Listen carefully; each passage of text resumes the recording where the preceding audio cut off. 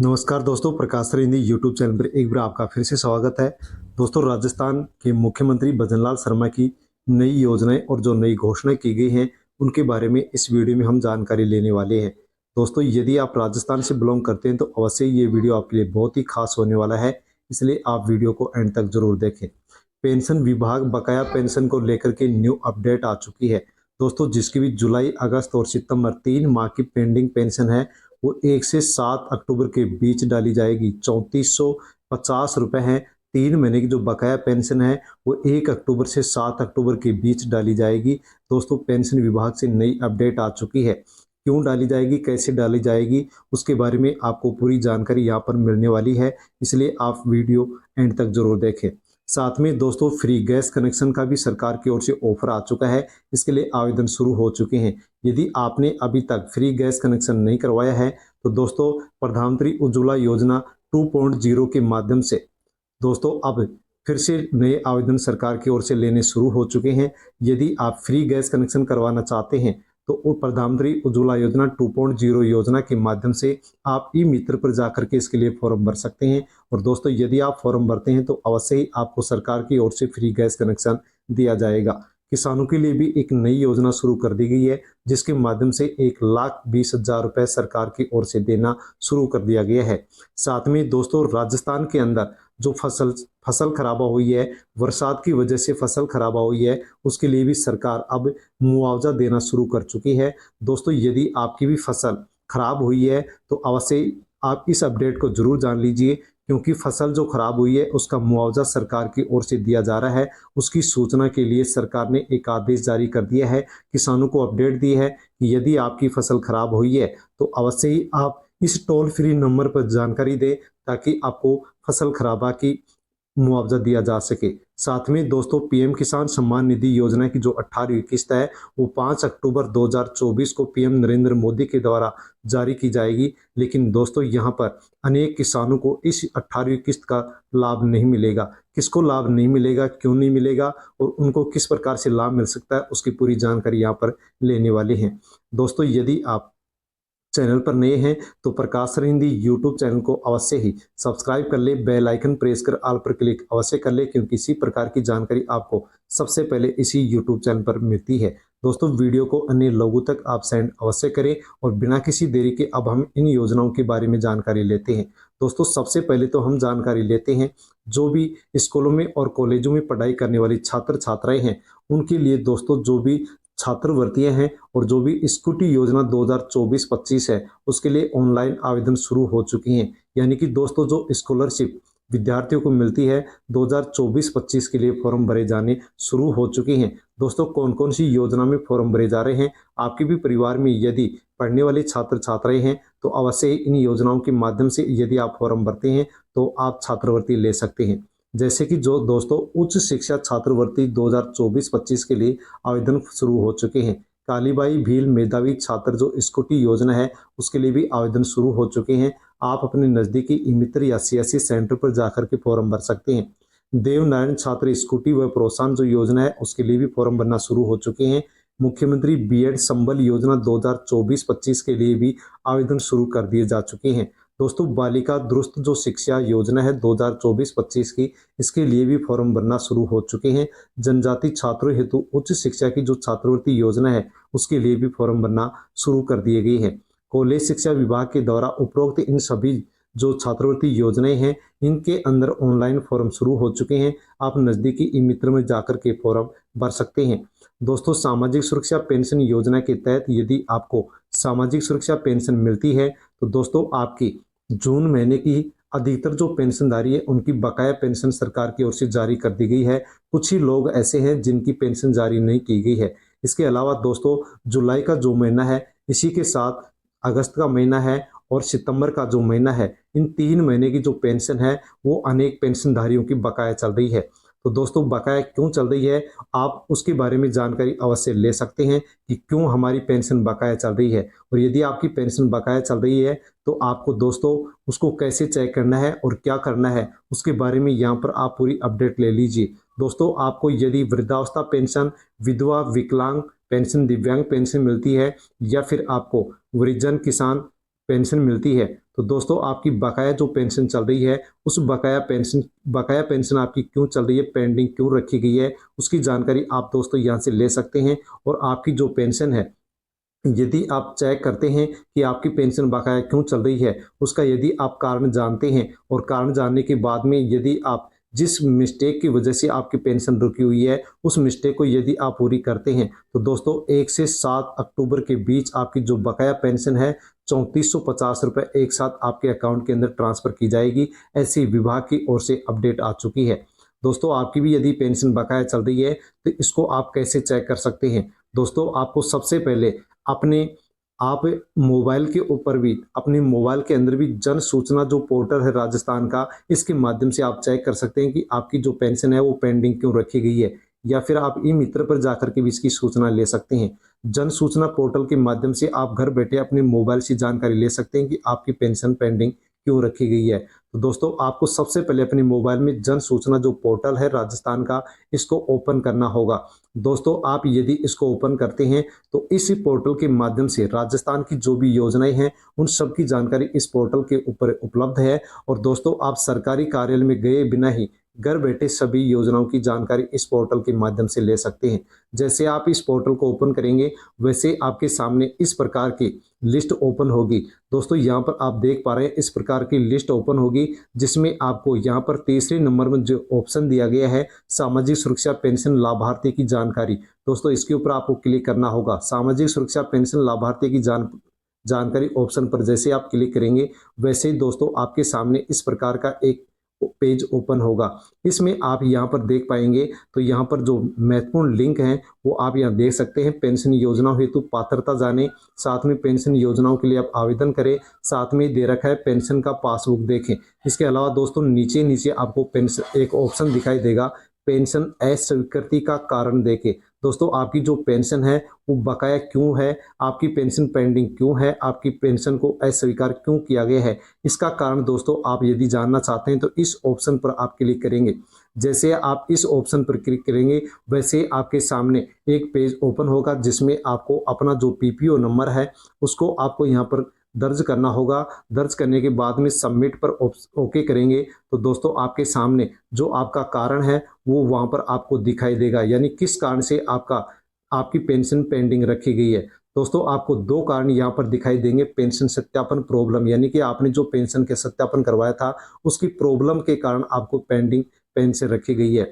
दोस्तों इसका पेंशन सत्यापन प्रॉब्लम का प्रमुख कारण यहाँ पर बताया गया है कि यदि पेंशनधारी जन आधार या अपने आधार का विवरण जन सूचना पोर्टल है उसके ऊपर यदि सही ढंग से दर्ज नहीं करवाया है, तो उनकी पेंशन रोक दी गई है, उनका सत्यापन सही नहीं माना गया है। इसके अलावा दोस्तों इस प्रकार का एक एरर आपको हो सकता है दिखाई दे। यहाँ पर इस प्रकार के एरर को बारे में बताया गया है कि जो पेंशनधारी है अपना जन आधार या फिर आधार का विवरण सही ढंग से नहीं देने के कारण उनकी पेंशन को पेंडिंग रखा गया है। इन दोनों में से कोई भी यदि आपका कारण पेंडिंग पेंशन का दिखाता है, तो दोस्तों आपको ई मित्र पर जाकर के अपना आधार या जन आधार है उसको आपको यहाँ पर डाउनलोड करना होगा, क्योंकि यहाँ पर स्पष्ट रूप से लिखा हुआ है कि यदि आपका जन आधार या आधार पोर्टल पर नहीं है, तो इस कारण से आपकी पेंशन को पेंडिंग रखा गया है। यदि आप अपने जन आधार या आधार को आप फिर से डाउनलोड करते हैं, तो दोस्तों यहाँ पर आसानी से आपको जो पेंशन बकाया पेंशन है वो फिर से मिलना शुरू हो जाएगी। दोस्तों इसके लिए आपको ई मित्र पर जाना होगा और वहाँ पर फिर से आपको ई केवाईसी यानी सत्यापन के रूप में आपको अपना आधार या जन आधार आपको यहाँ पर इस पोर्टल के ऊपर दर्ज करना होगा। दोस्तों जैसे ही पेंशन ई मित्र पर जाएगा, आप यदि एक पेंशनर हैं, पेंडिंग पेंशन चल रही है, तो दोस्तों ई मित्र पर जाकर के आप वेरिफिकेशन करवाएं, ई केवाईसी जरूर करवा लें। यदि ई केवाईसी करवाते हैं तो आपका जो वेरिफिकेशन होने के लिए ई केवाईसी है वो तहसील या नायब तहसीलदार के पास, नगर पालिका के पास आपका जाएगा और वहाँ पर वेरिफिकेशन होगा। जैसे ही वहाँ से वेरिफिकेशन होगा, उसके बाद में आपके जो सैंक्शन होने के लिए आपकी जो पेंशन है, आपका सत्यापन है, वो एसडीओ या बीडीओ के पास जाएगा और यहाँ से सैंक्शन ऑर्डर होगा। वैसे आपका जो सैंक्शन ऑर्डर होगा वहाँ से डिस्ट्रीब्यूट जो आपकी पेंशन है वो कर दी जाएगी और आपके अकाउंट के अंदर डाल दी जाएगी। और जो पेंशनर है आसानी से यहाँ पर अपनी जो पेंशन बकाया चल रही है 3450 रुपये वो यहाँ से प्राप्त कर पाएगा। तो दोस्तों आप अवश्य ही इस प्रकार से अपनी पेंडिंग पेंशन का कारण जान सकते हैं। और यदि ये 2 कारण आपकी पेंशन के अंदर आ रहे हैं तो दोस्तों अवश्य ही आप अपने आधार या जन आधार को आप अपडेट जरूर कर लें यहाँ पर, ताकि आपकी जो बकाया पेंशन है वो आ सके। दोस्तों 1 से 7 अक्टूबर का यहाँ पर सरकार की ओर से पेंशन विभाग की ओर से डेट दी गई है कि 1 से 7 के पहले पहले यदि कोई भी पेंशनर इस प्रकार का काम कर लेता है तो उनकी पेंशन है उस पेंशन विभाग के द्वारा जारी कर दी जाएगी। क्योंकि दोस्तों जो सामाजिक अधिकारिता विभाग है वो 1 अक्टूबर से 7 अक्टूबर के मध्य साप्ताहिक दिवस मना रहा है। और इसी साप्ताहिक दिवस के बीच यहाँ पर यदि कोई भी पेंशनर इन 2 आधार और जन आधार की जो प्रॉब्लम है इसको पूरी करता है, इसको मिटाता है तो अवश्य उनकी पेंशन डाल दी जाएगी। साथ में दोस्तों किसानों के लिए भी एक बढ़िया योजना सरकार की ओर से चलाई गई है। योजना है खेल तलाई, यानी कि फार्म पॉन्ड के लिए सरकार की ओर से किसानों को अनुदान दिया जा रहा है, यानी कि उनको सब्सिडी दी जा रही है। दोस्तों यदि आप खेत तलाई बनवाना चाहते हैं और बरसात के पानी को भरना चाहते हैं तो दोस्तों SC ST लघु और सीमांत किसानों को सरकार की ओर से 73,500 रुपये की आर्थिक सहायता दी जा रही है। इसके अलावा यदि कच्चा फार्म पॉन्ड बनवाना चाहते हैं तो 90% यानी 1,35,000 रुपये की आर्थिक सहायता दी जा रही है। साथ में अन्य जो श्रेणी के किसान हैं यदि वो प्लास्टिक लाइनिंग का फार्म पॉन्ड बनवाते हैं तो 60% यानी कि 63,000 रुपये की आर्थिक सहायता किसानों को यहाँ पर दी जा रही है। साथ में दोस्तों यहाँ पर बताया गया है कि यदि अन्य और किसान प्लास्टिक लाइनिंग फार्म पॉन्ड का निर्माण करते हैं तो उनको 1,20,000 रुपये की आर्थिक सहायता दी जाएगी। यदि आप भी इस प्रकार की सहायता लेना चाहते हैं तो दोस्तों आप नज़दीकी ई मित्र पर जाकर के इसके लिए फॉर्म भर सकते हैं। फॉर्म भरने के लिए आपको जमाबंदी लघु सीमांत प्रमाण पत्र, साथ में जिस खसरे में फॉर्म पॉन्ड बनाना है उसका पटवारी के द्वारा आपको नक्शा सत्यापित करवाना होगा और आप सरकार की ओर से फॉर्म पॉन्ड बनवाने के लिए आर्थिक सहायता ले सकते हैं। इसी के साथ दोस्तों यदि आप किसान हैं और फसल से यदि आपकी कटी हुई फसल बर्बाद हो चुकी है, उसमें जल भर चुका है, दोस्तों इस नुकसान या खराबे के लिए सरकार की ओर से बीमा क्लेम दिया जा रहा है। लेकिन दोस्तों इसके लिए बताया गया है कि सभी जिलों के अंदर फसल कटने के बाद में यदि बरसात से फसल खराब हुई है तो आप उसके लिए अवश्य ही एक शिकायत दर्ज करवाएं। दोस्तों शिकायत दर्ज करवाने के लिए यहाँ पर बताया गया है कि आप जिस भी जिले में हैं उस जिले से संबंधित सरकार की ओर से टोल फ्री नंबर जारी किए गए हैं।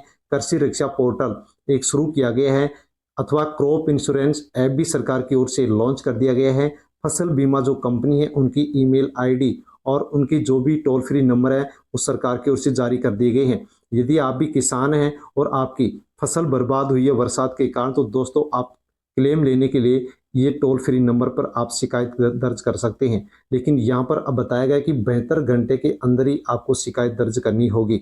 दोस्तों शिकायत दर्ज करने के लिए यहाँ पर बताया गया कि जो बीमा कंपनी है, जो बीमा कंपनी का टोल फ्री नंबर है, कृषि रक्षक पोर्टल नंबर है, आईडी नंबर है, इन किसी के ऊपर भी आप आसानी से 72 घंटे के अंदर आप शिकायत दर्ज करा सकते हैं ताकि आपको जो फसल बर्बाद हुई है उसका मुआवजा आपको मिल सके।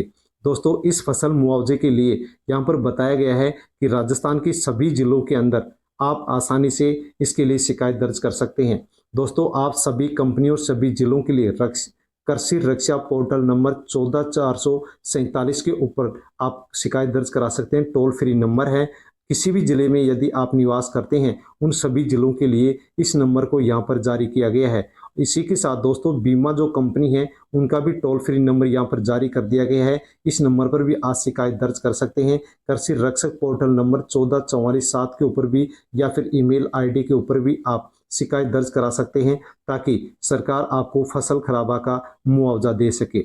दोस्तों किसानों के लिए सरकार ने ऐलान कर दिया है कि पीएम किसान सम्मान निधि योजना की जो अगली 18वीं किस्त है वो कब आने वाली है। दोस्तों इसको नई अपडेट आ चुकी है। 2000 की पीएम किसान सम्मान निधि योजना की 18वीं किस्त कब आएगी। तो दोस्तों राजस्थान के अंदर लाखों जो किसान हैं उनकी जो 2000 की 18वीं किस्त है वो 5 अक्टूबर को पीएम नरेंद्र मोदी के द्वारा दोस्तों ये 5 अक्टूबर को महाराष्ट्र के वाशिम से यहाँ पर जारी की जाएगी। दोस्तों किसानों की जो 18वीं किस्त है वो 5 अक्टूबर 2024 को पीएम नरेंद्र मोदी के द्वारा महाराष्ट्र के वाशिम से जारी की जाएगी ताकि किसान रबी की फसल की बुआई जो बुआई के संसाधन है उसको आसानी से जुटा सके। लेकिन दोस्तों इसमें बताया गया है कि अनेक किसानों को 18वीं जो किस्त है उसकी 2,000 रुपये की जो किस्त है वो अनेक किसानों को नहीं मिल पाएगी। क्यों नहीं मिल पाएगी दोस्तों? उसका सबसे प्रमुख कारण बताया गया है कि उन्होंने अभी तक यदि केवाईसी नहीं करवाई है तो ऐसे किसानों को 18वीं किस्त का लाभ नहीं मिलेगा। दोस्तों जो 17वीं किस्त है वो 18 जून 2024 को जारी हो चुकी है। ये 9 करोड़ 26 लाख किसानों को देश भर में सरकार की ओर से 20,000 करोड़ रुपए की राशि जारी की गई थी। अब जो 18वीं किस्त है ये अब जारी की जाएगी, लेकिन यदि किसी किसान ने ई केवाईसी नहीं करवाई है तो दोस्तों यहाँ पर 18वीं जो किस्त है वो ई केवाईसी नहीं करवाने वाले किसान को नहीं मिलेगी। दोस्तों यदि आपने ई केवाईसी नहीं करवाई है तो आप नज़दीकी ई मित्र सीएससी सेंटर पर जाकर के बायोमेट्रिक आप ई केवाईसी करवा सकते हैं, या फिर आप घर बैठे किसान सम्मान निधि योजना का जो पोर्टल है उसके माध्यम से भी आप ई केवाईसी कर सकते हैं। दोस्तों यदि आप घर बैठे अपने मोबाइल से ई केवाईसी करना चाहते हैं तो सबसे पहले आपको पीएम किसान सम्मान निधि योजना की pmkisan.gov.in की जो वेबसाइट है उसके ऊपर आपको जाना होगा, इसको ओपन करना होगा। ओपन करते ही होम पेज पर आपको फार्मर कॉर्नर के सेक्शन में आपको ई केवाईसी के जो पेज है उसके ऊपर क्लिक करना होगा। जैसे आपके सामने आधार नंबर मांगे जाएंगे तो वहाँ पर आप अपने 12 नंबर आधार के दर्ज करेंगे। जैसे ही दर्ज करने के बाद में आप सर्च के ऑप्शन पर क्लिक करेंगे। सर्च के ऑप्शन पर क्लिक करते ही जिस आधार से आपका मोबाइल नंबर जुड़ा हुआ है उस पर ओटीपी आएगी। ओटीपी को आप दर्ज करने के बाद में सबमिट पर क्लिक करेंगे तो आपकी केवाईसी पूर्ण हो जाएगी और आपकी ई केवाईसी का जो सफलतापूर्वक जो मैसेज है वो आपके मोबाइल पर आपको दिखाई देगा। इस प्रकार से आप घर बैठे भी ई केवाईसी कर सकते हैं। तो दोस्तों ये वीडियो आपको कैसा लगा? अच्छा लगा होगा। अच्छा लगा हो तो लाइक अवश्य करें, कमेंट करके बताएं, वीडियो को अन्य लोगों तक सेंड अवश्य करें। और किसी भी योजना से संबंधित यदि अन्य और भी जानकारी आपको चाहिए तो आप कमेंट कर सकते हैं। कमेंट के माध्यम से जानकारी आपको दे दी जाएगी। दोस्तों यदि आप प्रकाश सर हिंदी यूट्यूब चैनल पर नए हैं तो आप चैनल को सब्सक्राइब अवश्य कर लें। धन्यवाद।